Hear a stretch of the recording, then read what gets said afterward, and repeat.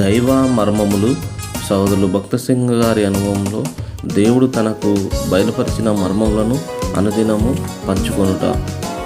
ఫిబ్రవరి 3వ దినము.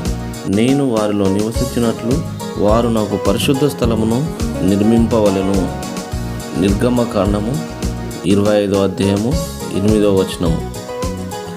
ఆదికాండము 28వ అధ్యాయంలో దేవుడు యాకోబునకు తెలిపిన విషయంనే కొన్ని 100 సంవత్సరాల తర్వాత మరి వివరముగా సీనాయి పర్వతం మీద ప్రత్యక్ష గుడారపు రూపంగా మోషేకు బయలుపరిచెను. పర్వతం మీద మోషే అనేక విషయములను చూచెను. అందులో ఒకటి మహిమగల దేవుని ఇంటి దర్శనము.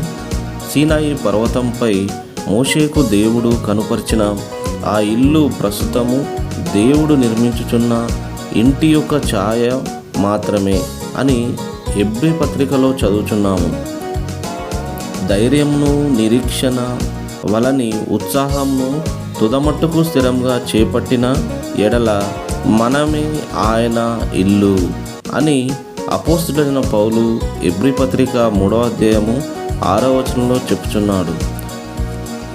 దేవుడు నిర్మించుచున్న ఇంటిలో మనకు పాలిభాగము ఏ విధంగా లభించును?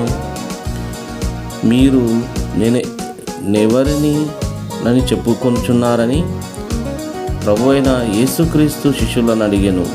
అందుకు పేతురు, నీవు సజీవుడవగు దేవుని కుమారుడవైన క్రీస్తు అని చెప్పెను. అందుకు యేసు, పరలోకమందున్న నా తండ్రి ఈ సంగతి నీకు బయలుపరచెనే గాని నరులు నీకు బయలుపరచలేదు. ఈ ప్రత్యక్షత అను బండ మీద నా సంఘమును కట్టుదును అని చెప్పెను. క్రీస్తును గూర్చి మనకు అవసరమైనది శరీరానుసారమైన ప్రత్యక్షత కాదు కానీ ఆత్మానుసారమైన ప్రత్యక్షతయే.